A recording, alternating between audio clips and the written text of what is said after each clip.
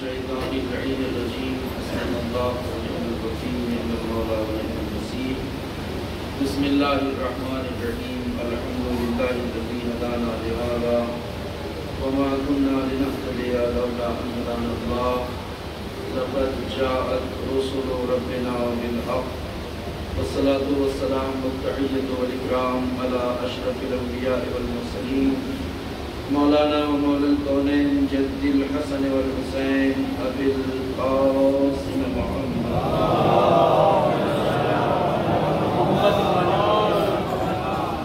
وعلى آله الطيبين الطاهرين المعصومين المظلومين الذين أذهب الله عنهم الرجس وطهرهم تطهيرا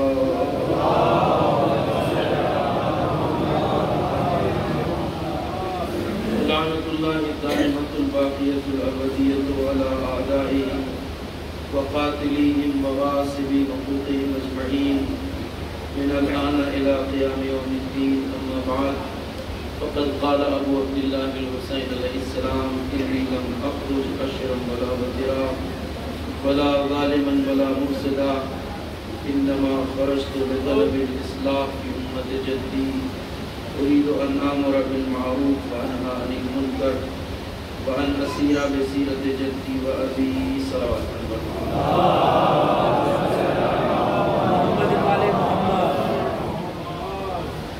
عزیزان محترم اور بزرگان گرامی قدر، ایام عزائے سید الشہداء اور ایام سوگواری اور عزاداری کا سلسلہ جاری و ساری ہے، اور ہم اس سعادت سے الحمدللہ بہرمند ہیں کہ اس ذکر میں حسب توفیق شامل ہیں، حاضر ہیں۔ پروردگار متعال ہماری اس حاضری کو، ہماری اس قضا کو اپنی بارگاہ میں شرف قبولیت عنایت فرمائے، اور ہمارے سماج اور معاشرے کو تعلیمات کربلا اور سیرت سید الشہداء پر عمل پیرا ہونے کی توفیق عنایت فرمائے۔ میں نے جن کلمات کو سرنامہ سخن قرار دیا ہے وہ مظلوم کربلا سید الشہداء حضرت امام حسین علیہ السلام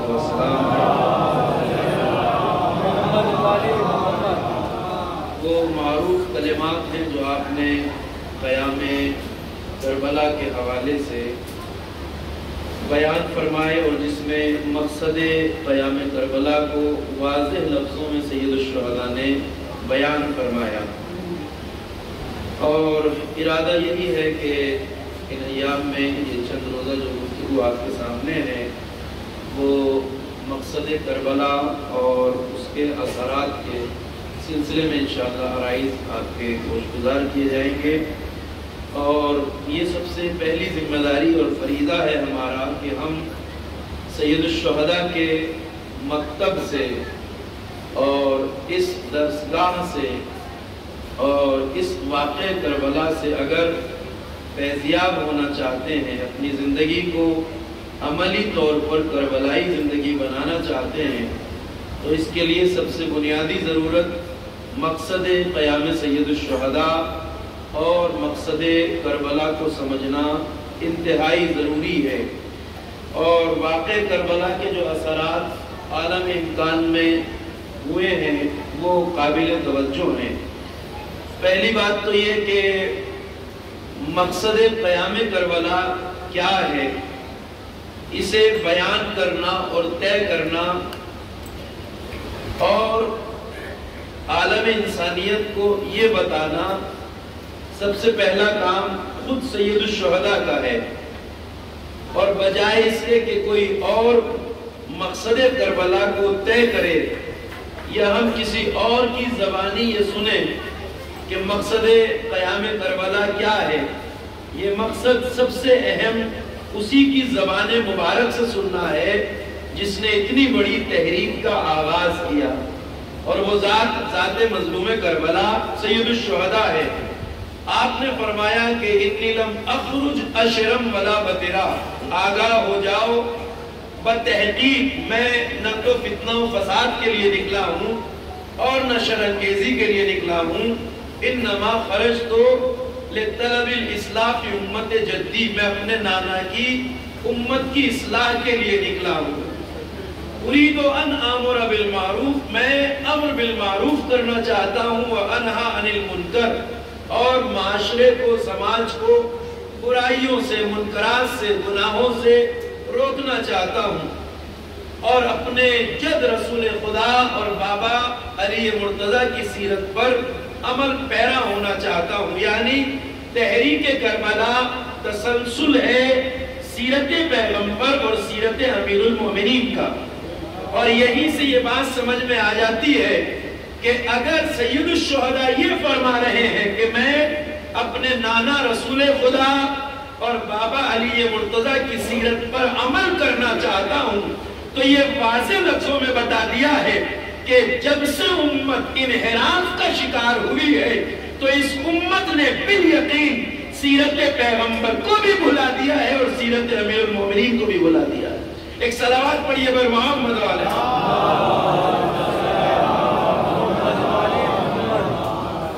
مگر آپ نے جو الفاظ استعمال کیے وہ قابل غور ہیں۔ کہا میں فتنہ و فساد کے لیے نہیں نکلا ہوں، شر انگیزی اور اختلاف انگیزی کے لیے نہیں نکلا ہوں۔ ان الفاظ کا استعمال سید الشہداء نے کیوں کیا، یہ قابل غور ہے۔ اب یہی سے میں آپ کو یہ عرض کروں کہ یہ بہت اہم ہے سمجھنا کہ ان الفاظ کا استعمال کیوں کیا حسین ابن علی نے۔ میں فتنہ و فساد کے لیے نہیں نکلا، شر انگیزی اور اختلاف کے لیے نہیں نکلا ہے، اس لیے کیوں کہا حسین ابن علی نے؟ اس کی وجہ یہ ہے کہ جہاں سے بعد پیغمبر امت نے انحراف کا راستہ اختیار کیا، آل محمد علیہ السلام کی ولایت اور ان کی حاکمیت برحق اور خلافت الہیہ سے جہاں سے امت نے انحراف کیا تھا، جہاں سے امت کجروی کا شکار ہوئی تھی، ظاہر سی بات ہے یزید کوئی ایک دو دن کا نتیجہ تو تھا نہیں۔ یزید ایسا نہیں تھا کہ ایک دو دن میں یزید بن کے کھڑا ہو گیا ہو، یزید یوں ہی مسند خلافت پر کود کر نہیں چھڑ گیا تھا۔ حقیقت یہ ہے کہ یزید نتیجہ تھا اس انحراف کا جو بعد پیغمبر شہر مدینہ میں شروع کیا گیا۔ ایسا نہیں ہے کہ سن 61 ہجری میں حالات یکسر اتنے خراب ہو گئے کہ یزید کو مسند خلافت اسلامی پر بٹھا دیا گیا، نہیں۔ دیکھیے اب ایک بات میں آپ سے کہتا ہوں، ذرا اس کو غور سے سن لیجئے گا۔ ہم عام طور سے یہ سمجھتے ہیں کہ امت میں ساری خرابی یزید کے آنے سے ہوئی، توجہ فرمائیے گا۔ ہم یہ سمجھتے ہیں عام طور سے، یہ سمجھایا جاتا ہے عام طور سے، ایسا تصور پیش کیا جاتا ہے کہ امت میں ساری خرابی جو آئی وہ یزید کے آنے سے ہوئی ہے، مگر میں منبر پہ کہہ رہا ہوں پوری ذمہ داری سے کہ اسلامی نظام کے خراب ہونے کی وجہ یہ نہیں تھی کہ یزید مسند خلافت پہ آ گیا، یعنی دوسرے لفظوں میں یہ کہا جائے کہ اسلام کا نظام یزید کے آنے سے خراب نہیں ہوا ہے، بلکہ یہ خراب نظام کا نتیجہ تھا کہ یزید مسند خلافت پیغمبر پہ آ گیا۔ ایک صلوات پڑھیے بر محمد و آل محمد۔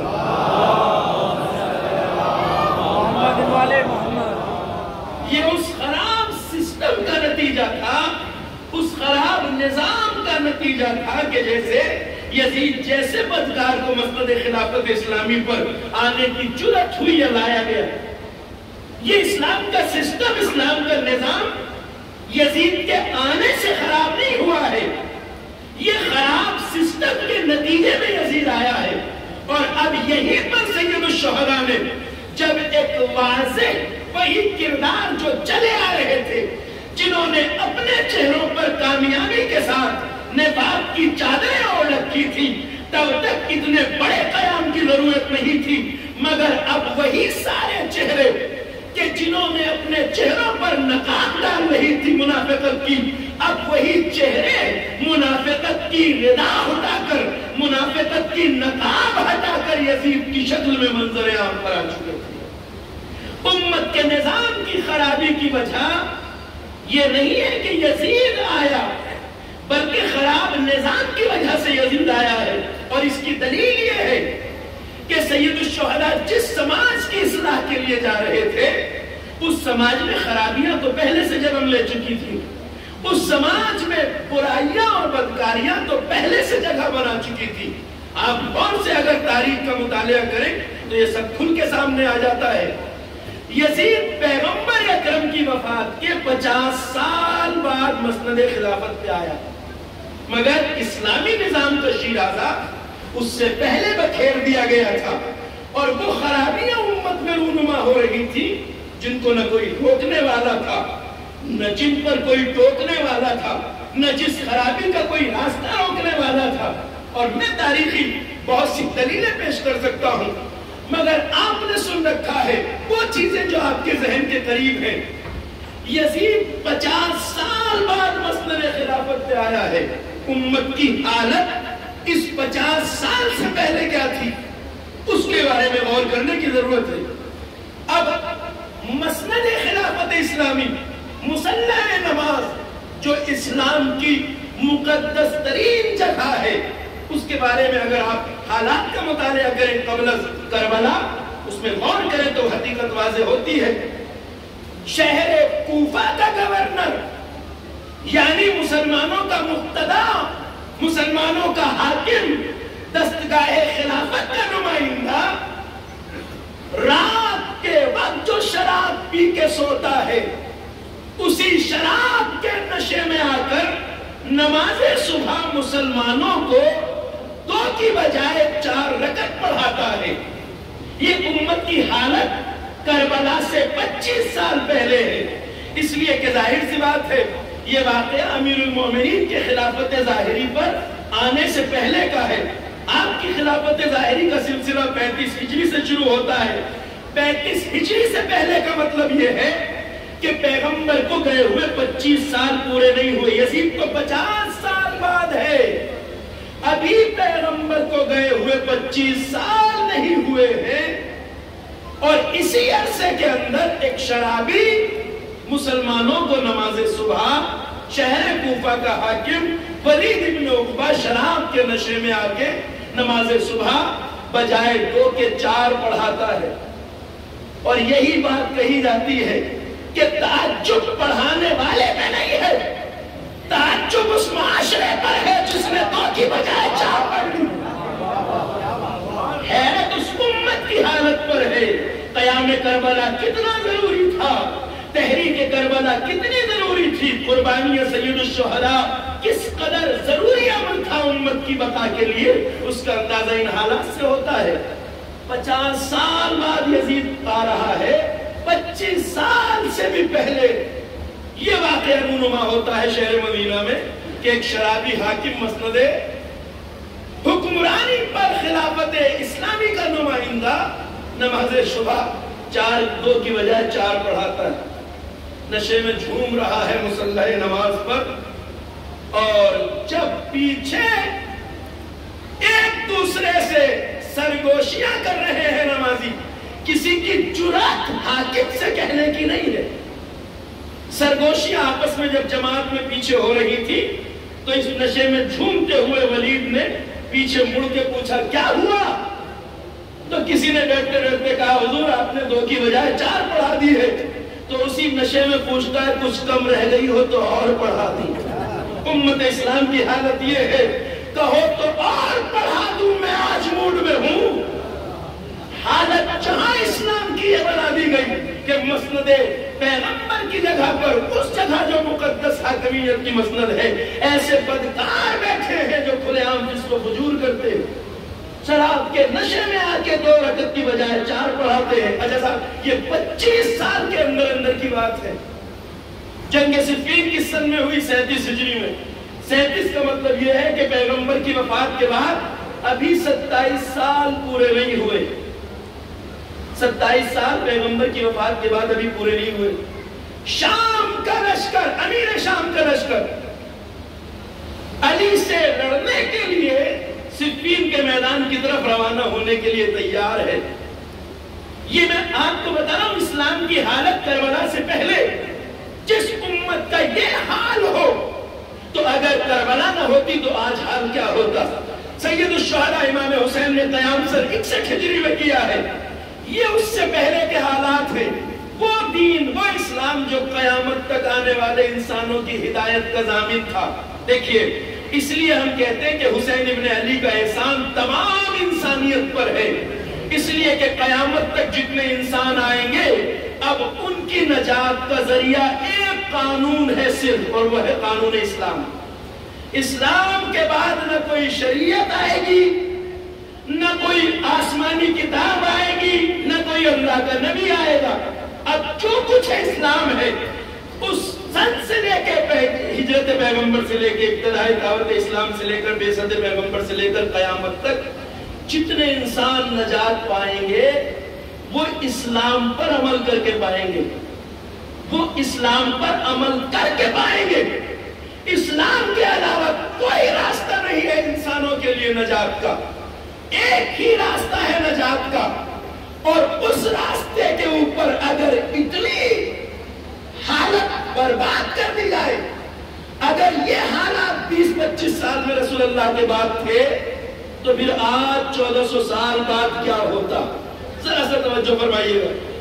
تو امیر شام کا لشکر تیار ہے صفین کے میدان کی طرف جانے کے لیے۔ بات 37 ہجری کی ہے، 27 سال رسول اللہ کو گئے ہوئے نہیں ہوئے۔ امیر شام نے لشکر کو کوچ کا حکم دیا کہ لشکر روانہ ہو جائے صفین کے میدان کی طرف۔ تاریخ کہتی ہے کہ اتفاقاً یہ دن، جس دن آرڈر صادر ہوا، یہ دن بدھ کا دن تھا، اور امت اسلام کو جمعہ پڑھنے کا کتنا شوق ہوتا ہے وہ آپ سب کو پتا ہے۔ تو ان لوگوں نے جو جا رہے ہیں علی سے لڑنے، حالت دیکھیے، فکری انحطاط کا عالم دیکھیے کہ جا رہے ہیں علی سے لڑنے کے لیے، امام برحق سے، اور درخواست بھجواتے ہیں امیر شام کے پاس کہ حاکم شام سے کہو جا کر کہ ہم جانے کے لیے تو تیار ہیں، لشکر بالکل ریڈی ہے، پوری تیاریاں مکمل ہیں، مگر ایک ریکویسٹ ہے، درخواست، گزارش۔ تو وہ کیا ہے کہ آج بدھ ہے، کل جمعرات پر جمعہ، ہم چاہتے ہیں کہ جائیں مگر جمعہ پڑھ کے جائیں۔ جا رہے ہیں علی سے لڑنے، درخواست کیا ہے کہ جمعہ پڑھ کے جائیں گے، کیونکہ بس کل کی تو بات ہے، آج نہ صحیح، بس کل کا دن گزارنا ہے، آج کی بجائے پرسوں چلے جائیں گے، کوئی اتنی بڑی بات بھی نہیں تھی۔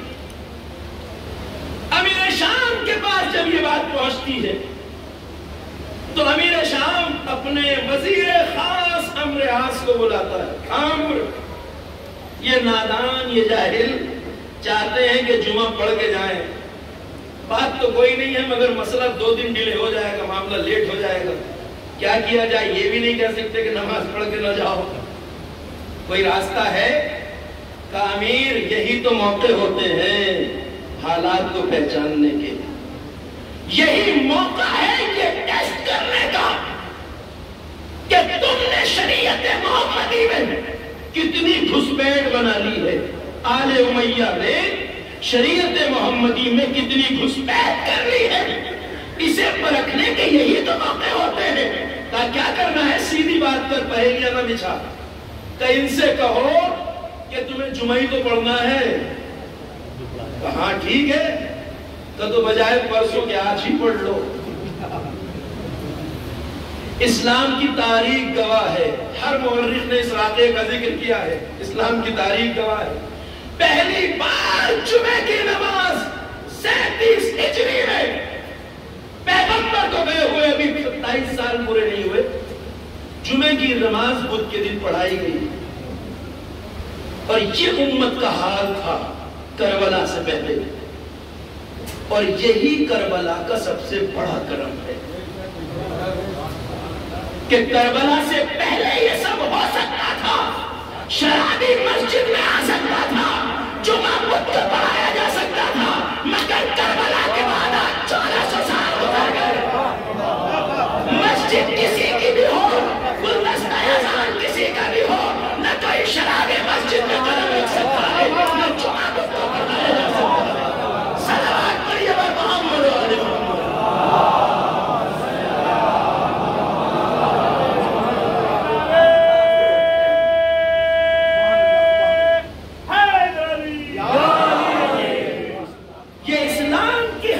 کربلا سے پہلے ہے، اور جب کہ خط نفاق نے جب چہرے پہ نقاب ڈالے ہوئے لوگوں نے جب اسلام کی یہ درگن بنا دی تھی، تو جو کھل کے فسق و فجور کرنے کے لیے مسند خلافت پہ آیا تھا، جو اپنے اوپر کوئی نقاب بھی نہیں ڈالے، کھلا ممبر پہ بیٹھ کر مسند خلافت رسول پہ بیٹھ کر جو کھلے لفظوں میں کہہ رہا تھا لعبت ہاشم بالملک فلا، اور یہ عقیدہ اس کے آباء و اجداد سے اس تک منتقل ہوا تھا۔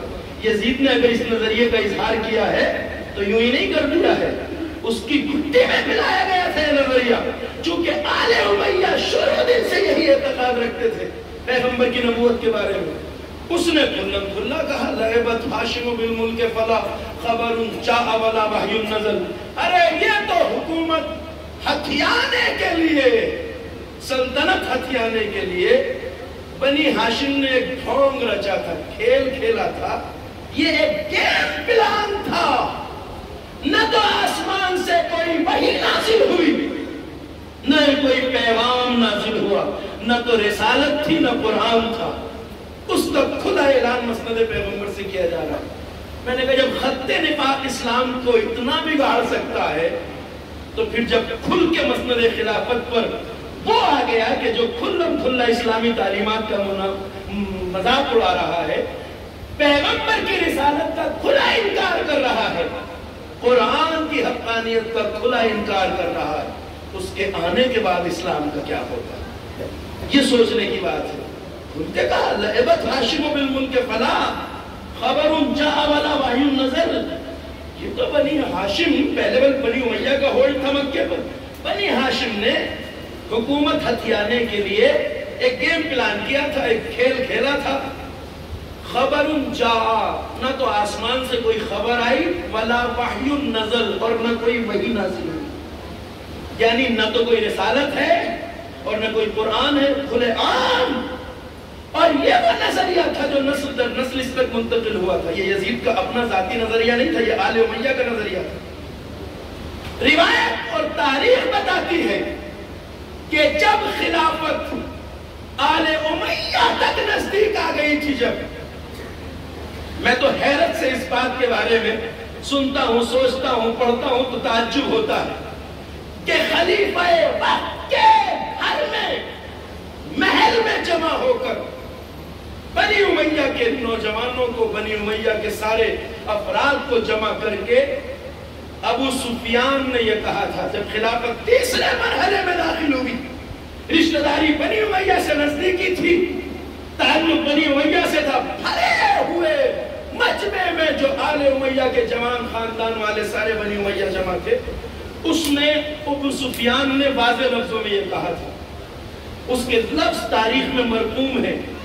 اس نے بنی امیہ کو جمع کر کے خلیفہ وقت کے گھر کے اندر یہ بات کہی، اے بنی امیہ کے جوانوں، طلع ابوہا طلع ابل قرہ، دیکھو اب یہ خلافت یعنی حکومت و خلافت کی بال تمہارے پالے میں آ گئی ہے، یہ خلافت کی بال اب تمہارے پالے میں آ گئی ہے، طلع ابوہا، اس سے کھیلو، ویسے ہی طلع ابل قرہ، جیسے ایک بال سے کھیلا جاتا ہے۔ خلافت اسلامی کے بارے میں نظریہ ابو سفیان کا بالکل کھلم کھلا ہے، تاریخ میں درج ہے، کہا طلع ابوہا طلع ابل قرہ، دیکھو اب اس خلافت کی بال سے اسی طرح کھیلتے رہنا جس طرح ایک بال سے کھیلا جاتا ہے۔ بال سے کس طرح کھیلا جاتا ہے؟ ایک ٹیم اپنے ہی پلیئر کو اس کا پاس دیتی ہے، دوسرے پلیئر کو نہیں جانے دینا، مطلب یہ تھا، آپ فٹ بال دیکھتے ہوں گے، اگر دیکھتے ہیں تو ایک کھلاڑی اپنی ٹیم کے کھلاڑی کو پاس دیتا ہے، کوشش یہ ہوتی ہے کہ یہ بال اب دوسری ٹیم تک نہ پہنچنے پائے۔ اس نے یہی کہا تلا ابوہا خلافت، اب تمہارے پالے میں آ گئی ہے یہ بال، اب اس سے اسی طرح کھیلنا جس طرح ایک بال سے کھیلا جاتا ہے، اب کسی اور کی طرف پاس نہ ہونے پائے۔ یہ نظریہ کھلا ہے۔ مسند خلافت اسلامی کے بارے میں ابو سفیان، وہی ابو سفیان جو ایک دن میدان احد سے جب گزر رہا تھا، احد کے میدان سے، جنگ احد یادگار جنگ ہے اسلام کی، اسی میدان احد میں پیغمبر کے عزیز ترین چچا حضرت حمزہ شہید ہوئے تھے، اور ان کا جگر چبانے والی اسی ابو سفیان کی زوجہ ہندہ جگر خانہ، حمزہ سید الشہداء کی قبر پر۔ یہ عرصہ پیغمبر کی وفات کے بعد کا ہے، اور شاید 10-15 سال کے بعد کی بات ہے۔ یہ حضرت حمزہ کی قبر پر یہی ابو سفیان جاتا ہے، ٹھوکر مار کے کہتا ہے، اے حمزہ اپنی قبر سے اٹھو، دیکھو جس چیز کے اوپر تمہارا اور ہمارا جھگڑا تھا، جو جنگ اس میدان میں جس چیز پہ ہوئی تھی، وہ آج ہمارے پاس آ چکی ہے۔ یہی خلافت اسلامی۔ ان کی نظر میں محمد مصطفیٰ نے جو نبوت کا دعویٰ کیا تھا، وہ صرف اس لیے کیا تھا تاکہ حکومت اپنے ہاتھ میں لے سکے۔ اس نے کہا جس کے لیے لڑنے آئے تھے، ان کی نظر میں جنگ احد اسلام اور کفر کی جنگ نہیں تھی، بلکہ یہ اقتدار اور قبضے کی جنگ تھی۔ کہا حمزہ اٹھو، جس کے اوپر کل اور تمہارا اور ہمارا جھگڑا تھا، آج وہ ہمارے پاس آ گئی ہے، حکومت و خلافت۔ یہ اور آل امیہ نے جب سے تسلط حاصل کیا شامات کے علاقوں کو، پیغمبر اکرم کی وفات کے بعد روایت حدیث پر پابندی لگا دی گئی تھی، یعنی امت اسلام کو یہ آرڈر تھے مکتب خلافت کی طرف سے کہ کسی بھی مسلمان کو یہ حق حاصل نہیں ہے کہ وہ کہیں بھی رسول اللہ کی کوئی حدیث بیان کرے۔ منع حدیث ایک مکمل چیپٹر ہے، ظاہر سی بات ہے کہ ہم لوگ ممبروں سے اس کو اس طرح بیان نہیں کر پاتے جس طرح بیان کرنے کا حق ہے، مگر جو اہل مطالعہ ہے وہ بخوبی جانتے ہیں۔ رسول اللہ کی وفات کے بعد روایت یعنی پیغمبر کی حدیثوں کو بیان کرنا قانوناً جرم تھا مسلمانوں کے درمیان، قانوناً جرم، حکومت کی نظر میں باعث عقاب تھا، یعنی سزا تھی اس پر۔ اگر کوئی مسلمانوں کے بیچ یہ کہتے ہوئے دیکھ لیا گیا کہ قال رسول اللہ نے یہ فرمایا ہے، تو وہ قابل تعزیر جرم تھا۔ منع حدیث یعنی آپ کو یہ حق حاصل نہیں ہے۔ بہانہ یہ کیا گیا کہ اگر رسول کی حدیثیں بیان ہوں گی تو قرآن اور حدیثیں ایک دوسرے میں گڑ مڑ ہو جائیں گی، پتہ نہیں چلے گا قرآن کیا ہے حدیث کیا ہے۔ اگرچہ یہ بہانہ تھا، مگر نہ امت نے قرآن کو محفوظ کر لیا تھا۔ قرآن تو پیغمبر نے اپنی حیات طیبہ میں لکھوا دیا تھا، مکمل قرآن نے، مگر معلوم تھا کہ جتنا احادیث پیغمبر بیان کی جائے گی اتنا ہی حقانیت اہل بیت کھل کے امت کے سامنے آئے گی۔ آل محمد کے فضائل کو، امیر المومنین کے حق کو چھپانے کے لیے بالکل تالا بندی کر دی گئی تھی، لاک ڈاؤن، نہ کسی کو حق نہیں ہے کہ وہ یہ بیان کرے مسلمانوں کے درمیان کہ پیغمبر نے یہ فرمایا۔ یہ عالم امت اسلام کا حال ہے مدینہ کربلا سے پہلے، اور یہ سلسلہ تعدیر قائم رہا۔ میری تو سمجھ میں نہیں آتا جن کے یہاں 200 سال تک منع حدیث کا سلسلہ چلتا رہا، جن کے یہاں حدیث بیان کرنا بالکل جرم تھا، وہ آج اہل حدیث کیسے کہلاتے ہیں؟ بڑا سوال ہے۔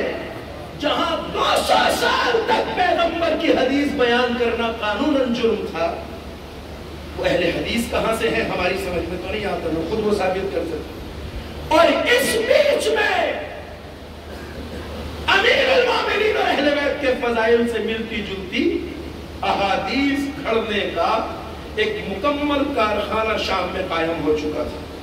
جب سے بنی امیہ کو شامات پر اقتدار حاصل ہوا تھا، شام کے علاقوں پہ تسلط حاصل ہوا تھا، اسی دن سے انہوں نے اپنے منصوبے پہ عمل کرنا شروع کر دیا۔ جعلی احادیث، من گھڑت احادیث، پیغمبر کی احادیث سے ملتی جلتی حدیثیں لاؤ۔ اسی لیے آپ کو جو حدیثوں میں جھول نظر آتا ہے، بے عقلی اور بے شعوری، وہ سب انہی من گھڑت احادیث کا نتیجہ ہے۔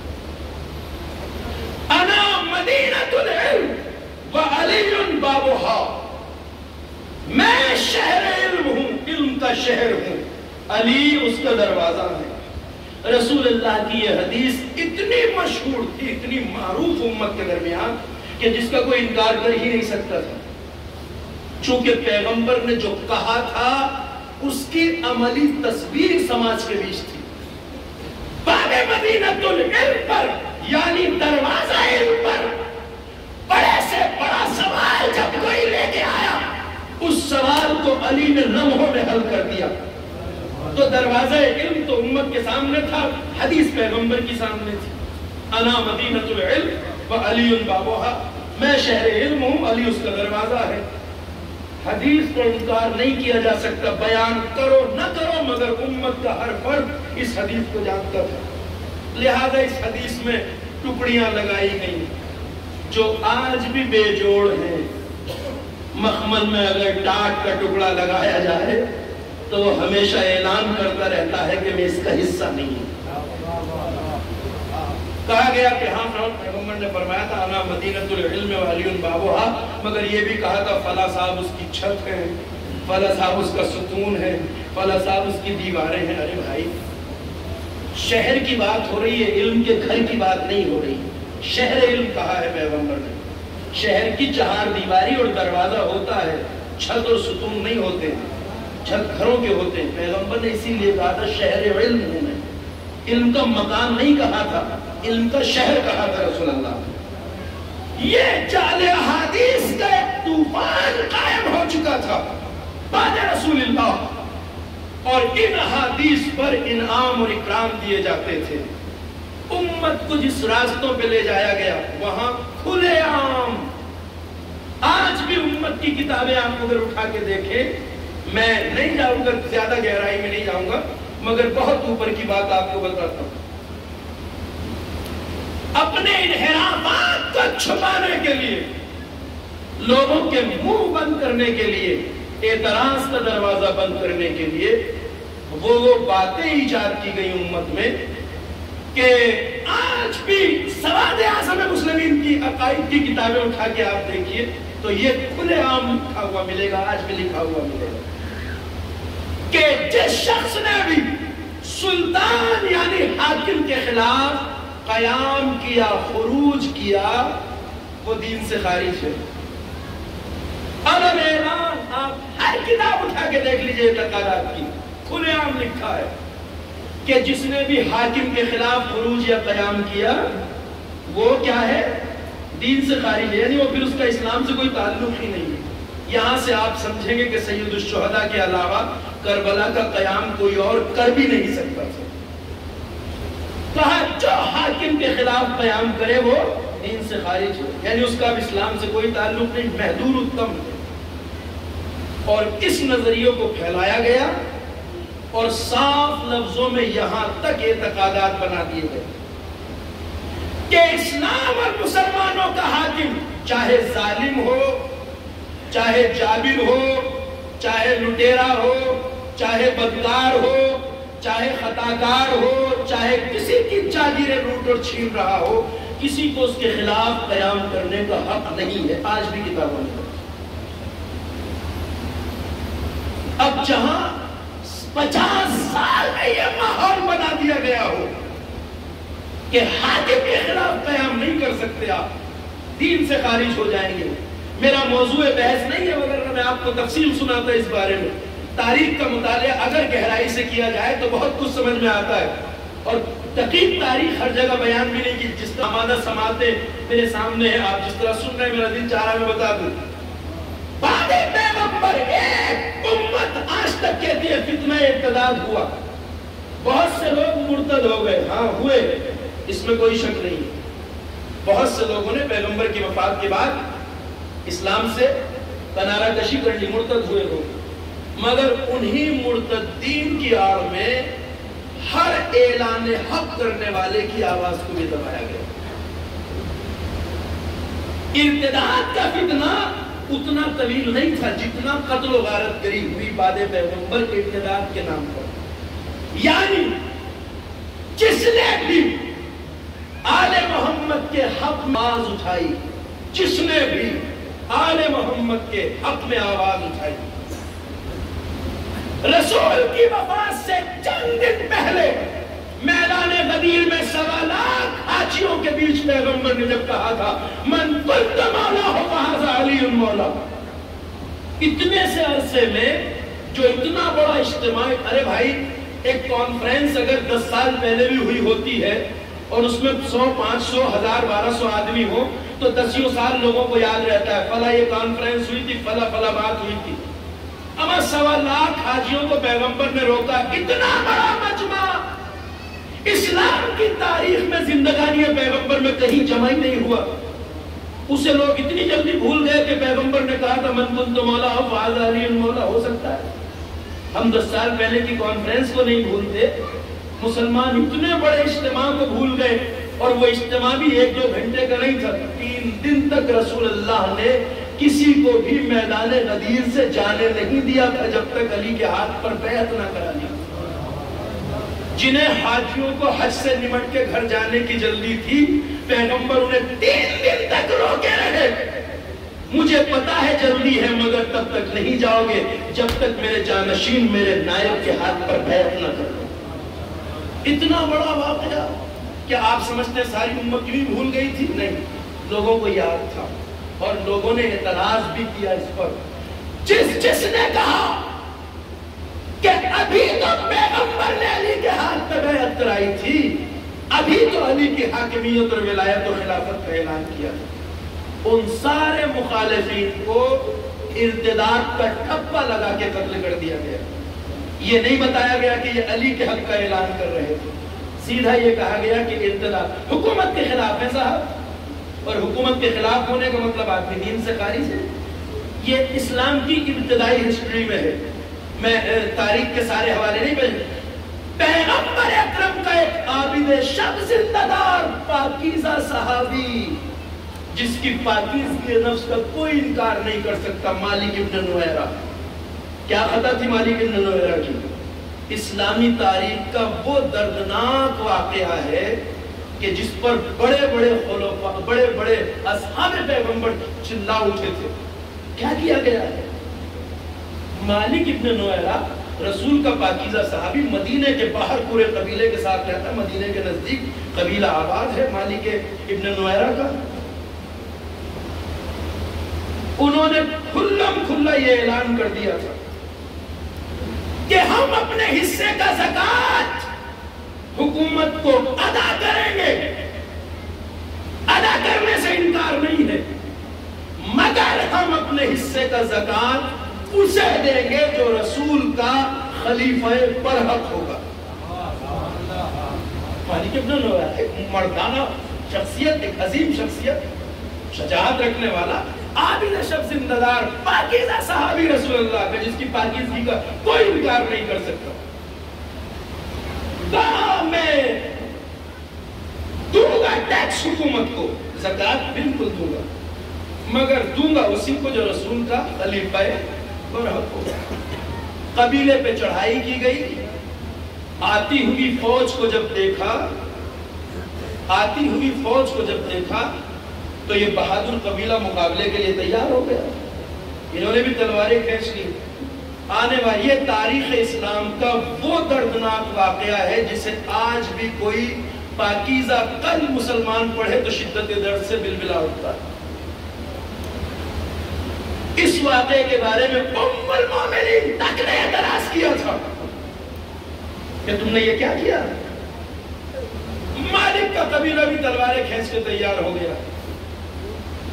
تو آنے والی فوج نے کہا اب نام رقیب اور افراد کی خود تاریخ میں دیکھ لیجئے گا، یہ سردار لشکر جسے بنا کے بھیجا گیا تھا، سب سے آخر میں مسلمان ہونے والے لوگوں میں شامل تھا، سب سے آخر میں زندگی بھر رسول اللہ کا مقابلہ کیا، کئی جنگوں میں پیغمبر کے مقابلہ آیا، فتح مکہ کے بعد جب کوئی چارہ نہ بچا تو اسلام لایا۔ یہ حکومت کا سب سے بڑا چہیتا اس فوج کا سردار ہے۔ کہا مالک ہم لڑنے نہیں آئے ہیں، جنگ کے ارادے سے نہیں آئے ہیں، تم بھی مسلمان ہم بھی مسلمان، ہم بھائی بھائی ہیں، اگر مرتد ہوتے تو یہ کیوں کہا جاتا کہ تم بھی مسلمان ہم بھی مسلمان؟ اسلام کی گواہی خود دی، تم ہمارے بھائی ہو، ہم تو بات کرنے آئے ہیں کہ لڑنے تھوڑی آئے ہیں۔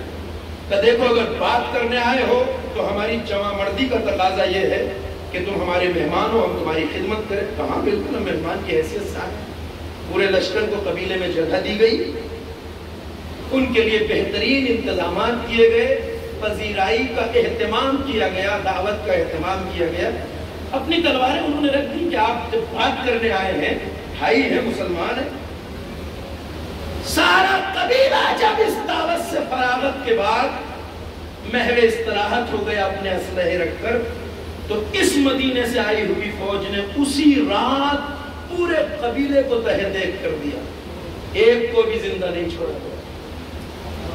میں نے کہا فتنہ ارتداد کی آڑ میں نہ جانے کتنے حق پرستوں کا قتل ہوا ہے، پورا قبیلہ مار دیا گیا،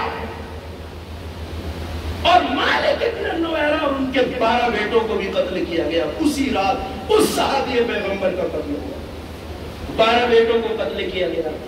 اور اس تاریخ کو، اس واقعے کو سب سے جو چیز دردناک ترین بناتی ہے وہ یہ ہے کہ اسی رات مالک ابن نویرہ کی زوجہ کے ساتھ زیادتی کی گئی۔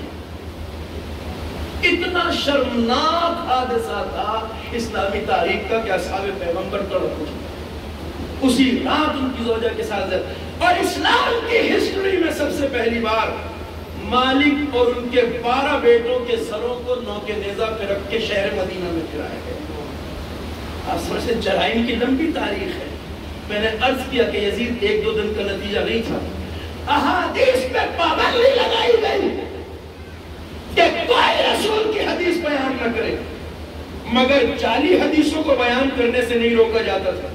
اس کے لیے انعام رکھا گیا تھا، جو جعلی حدیث پیغمبر کی بات سے ملتی جلتی بنا کے لائے گا اسے بیت المال سے پے کیا جائے گا، اچھا پیمنٹ ملتا تھا۔ اسی لیے لوگ بے جھجک احادیثیں گھڑ گھڑ کے لاتے تھے، اور ایک سے ایک حدیثیں۔ یہ حالت تھی اسلام کی، اور اس طرح پیغمبر اکرم کی امت کو فتنہ ارتداد کے نام پر، خلیفہ کی خلافت کے مخالفت کے نام پر تہہ دیکھ کیا گیا۔ آج تک اسلامی تاریخ، میں گفتگو کو تمام کروں، آج تک آپ اسلامی تاریخ کے کتابوں میں جا کے دیکھیں گے، اٹھا کر تو لکھا ہے مسلمان حاکم ظالم ہو، جابر ہو، جانی ہو، خونی ہو، لٹیرا ہو، عیاش ہو، مکار ہو، لوگوں کی عصمت دریا کرنے میں کوئی حرج نہیں، آپ اس کے خلاف آواز نہیں اٹھا سکتے۔ قیام اس نظریے نے امت اسلام کو پستیوں کی طرف دھکیلا۔ معصوم رہبروں سے بغاوت کرنے کے بعد امت اسی لیے تو آواز نہیں اٹھاتی۔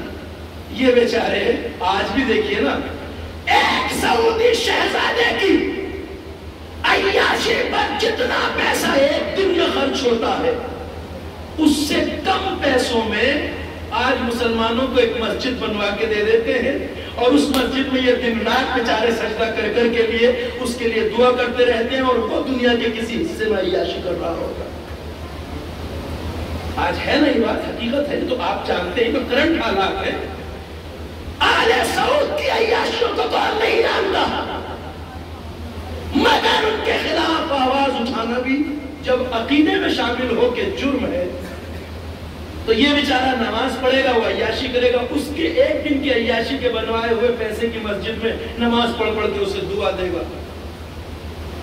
امت اسلام کی یہ حالت کربلا سے پہلے تھی، اور آج بھی کہیں نہ کہیں ہے، مگر وہ جو دین کو مٹانا چاہتے تھے، اصل اسلام کو مٹانا چاہتے تھے، وہ کربلا نے نہیں ہونے دیا۔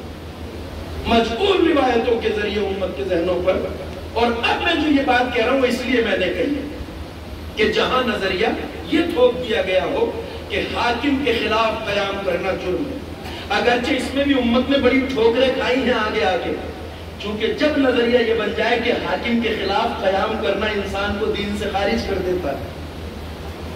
ایک تو یہ ہوتا ہے اصول کے ایک پہلے سے اصول معین ہے اور تاریخ اس کے حساب سے چلتی ہے۔ ایک تاریخ اسلام میں ایسی چلی کہ جیسا ہوتا گیا ویسا عقیدہ بنتا گیا۔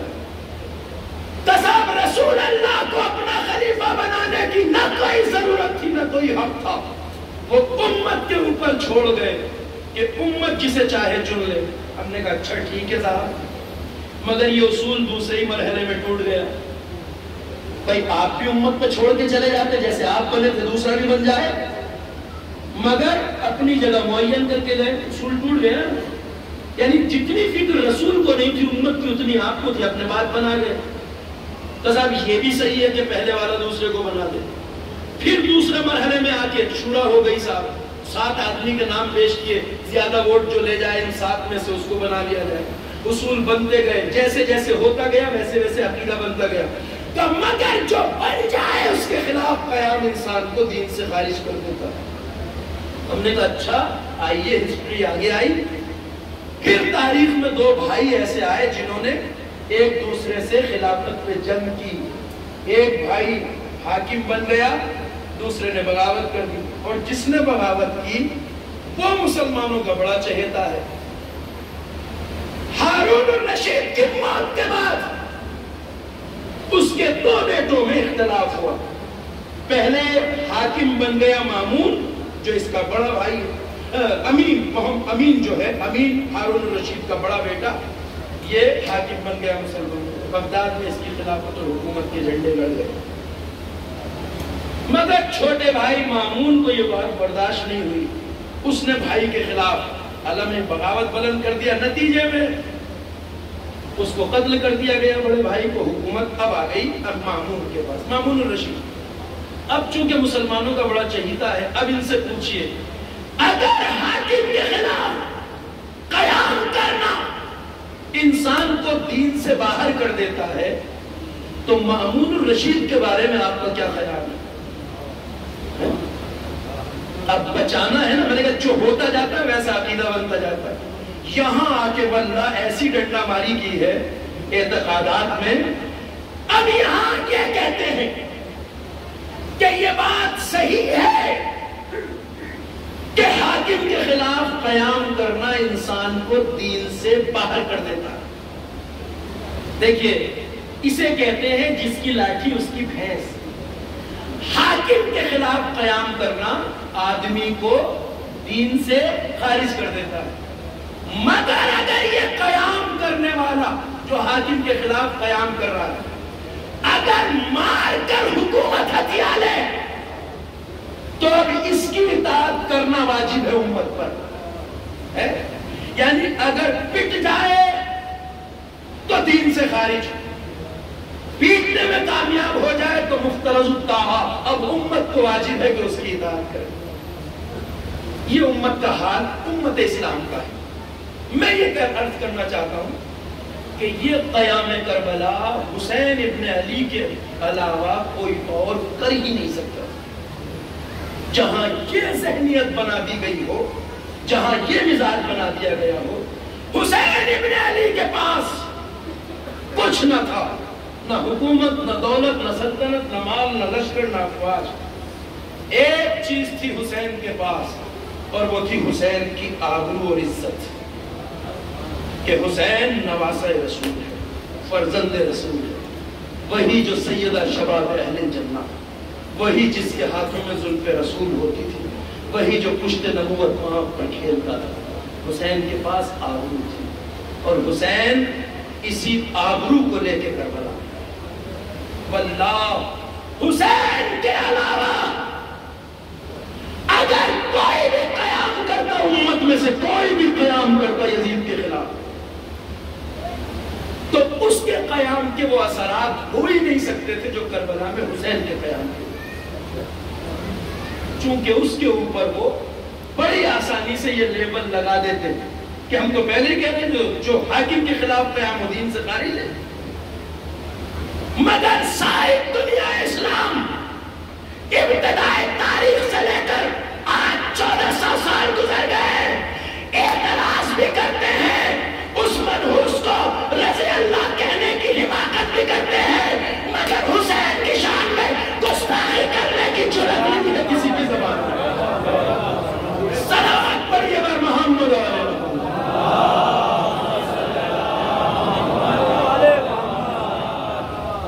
حقا کے بنا لا الہ است حسین، دینست حسین، دی پناست حسین کہا جائے گا، مگر یہ نہیں کہا جا سکتا کہ حسین نے جو کیا وہ صحیح نہیں کیا، جرات نہیں ہے کسی میں، اس لیے کہ دین خود حسین ہے، بنیاد لا الہ خود حسین ہے، جان توحید خود حسین ہے، اس لیے سید الشہداء نے قیام کیا ظلم کے خلاف۔ اگر یہ قیام عبداللہ ابن جعفر، محمد حنفیہ کوئی بھی کرتا تو اس قیام میں کامیابی حاصل نہیں کر سکتا، یہ کام صرف حسین کر سکتا، مگر عزادارہ نے مظلوم کربلا اس کے لیے حسین کو بہت بڑی قربانیاں دی، بڑی قربانیاں، ایسی قربانیاں جس کا کوئی تصور نہیں کر سکتا، بڑی قربانیاں حسین ابن علی نے۔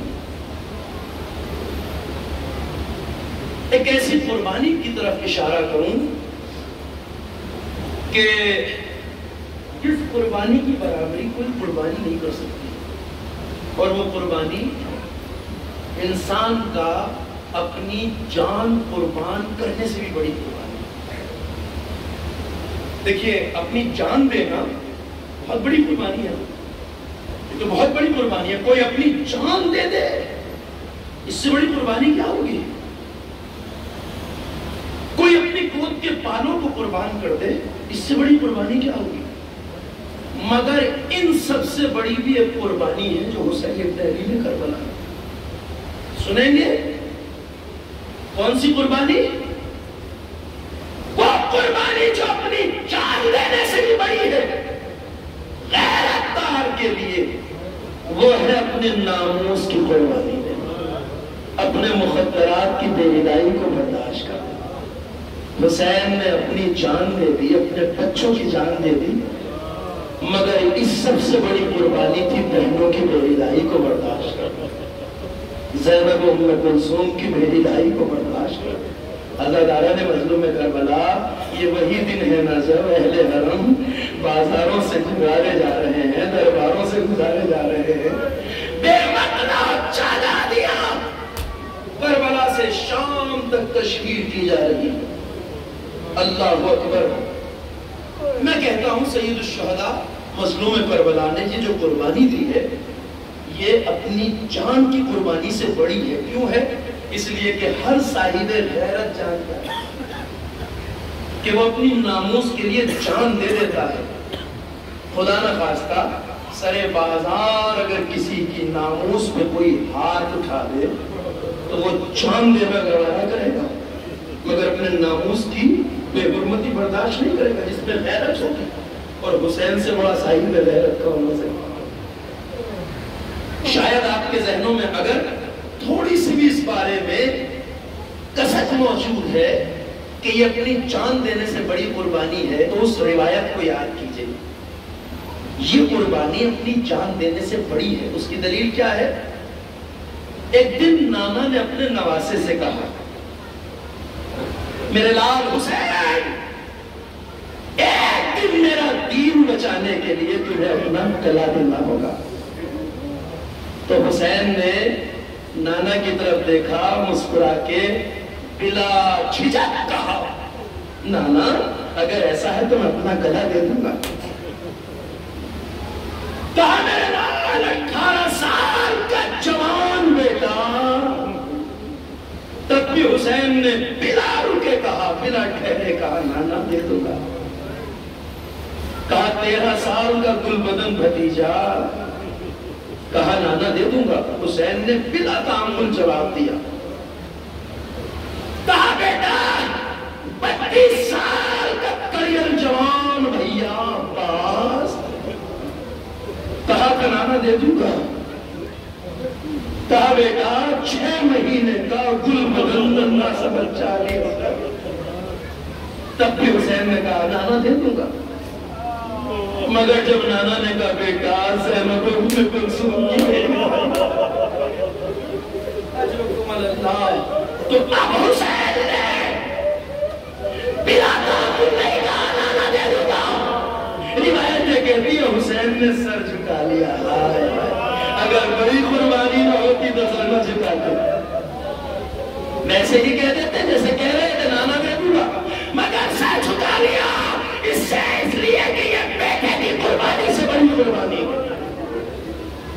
اب سر اٹھا کے پوچھا نانا کیا میری بہنوں کی میری لائی کے بغیر دین نہ بچے گا؟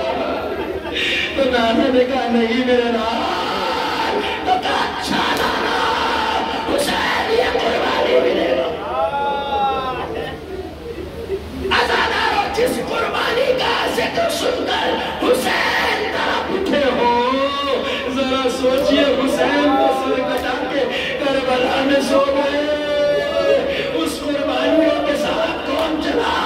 ایک بیمار سید سجاد، غیرت کائنات حسین تو کربلا میں گلا گھٹا کے سو گئے، مگر اس قربانیوں کے قافلے کو لے کے جو چلا اس کا نام ہے سید سجاد۔ تاریخ کہتی ہے سید سجاد نے کسی بھی بازار میں سر اوپر نہیں اٹھایا، میری اور ہتھکڑیوں میں بندھا ہوا یہ غیرت کائنات سید سجاد ہر منزل سے سر جھکا کے گزر گئے۔ ارے سر اٹھائے بھی تو کیسے اٹھائے جس کی مائیں بہنیں اور بھوپیاں ننگے سر مجتمع کرتے ہو، جس کے عزیزوں کے سر موقع نیزہ پہ ہو، وہ سر اٹھائے بھی تو کیسے اٹھائے۔ اجرکم اللہ، خدا کسی غم میں نہ اٹھائے سوائے غم مظلوم کربلا کے۔ سید سجاد کے دل سے پوچھو شام کوفہ کسے کہتے؟ کسی نے سوال کر دیا ایک بار مولا سب سے زیادہ مصیبتیں کہاں پڑی؟ تو جہاں سارا گھر لٹا تھا وہاں کا نام نہیں لیا، بس تڑپ کے یہ کہا الشام الشام الشام، کربلا کا نام نہیں لیا جہاں اکبر مارا گیا، جہاں علی اصغر مارا گیا، جہاں قاسم اور محمد کے لاشیں پڑے تھے، جہاں بابا کو 3 دن کا پیاسا ذبح کیا گیا، کربلا نہیں کہا، کیا کہا الشام الشام الشام۔ مولا فرماتے ہیں اجرکم اللہ، کبھی یاد کر کے رو لیجئے گا اس ذکر مصیبت کو، کیا فرماتے ہیں شام کے بازار میں ہماری کیا حالت تھی؟ مولا فرماتے ہیں میری زبان میں وہ طاقت نہیں ہے کہ لفظوں کی صحیح ترجمانی کر سکوں، بس مفہوم کو آپ کے ذہنوں تک پہنچا سکتا ہوں اور زیادہ میں نہیں کر سکتا۔ سنیے گا ایمان کے جملے کیا ہیں، مولا کیا فرماتے ہیں، کس بے کسی سے گزرے اہل حرم، کس بے کسی سے گزرے شام کے بازاروں میں۔ سید سجاد نے ایک جگہ فرمایا وَقَادُ ذَلِيلًا فِي دَمِشْقِ كَأَنَّنِي، ہمیں شام کے بازار میں رسیوں میں باندھ کر اس ذلت کے ساتھ گھسیٹا جا رہا تھا، جیسے ہم ترک و نیلم کے کوئی غلام ہوں جن کا کوئی مددگار نہ ہو۔ آپ دیکھیں بازاروں میں جب غلاموں کو لے جایا جاتا ہے تب ان کا کوئی مددگار نہیں ہوتا، مگر ہم تو اولاد رسول اللہ تھے۔ ندی زادیاں پشت علاقہ پر پلٹ کے بس ایک ہی جواب دیتے تھے الشام الشام الشام، شام کا ذکر کرتے تھے جہاں میری بھوپیاں برہ نسل تھی۔ اسی کو تو کہا ہے بس سن لیجیے میں تمام ہے، آپ اس سے جب بدن میں کسی نے کیا کلام، اس بات میں سید سجاد کے درد کی ترجمانی ہے، آپ اس سے جب بدن میں کسی نے کیا کلام، گزرے قلب زیادہ کہاں تم بھی آئے ماں، فرمایا 3 بار کیا شام شام شام، کیوں سر ننگے میرا کنبہ تھا اور گرد خاصوام میری مائیں بہنیں بھوپیاں ننگے سر اور چاروں طرف تماشائیوں کا وجود تھا، سر ننگے میرا کنبہ تھا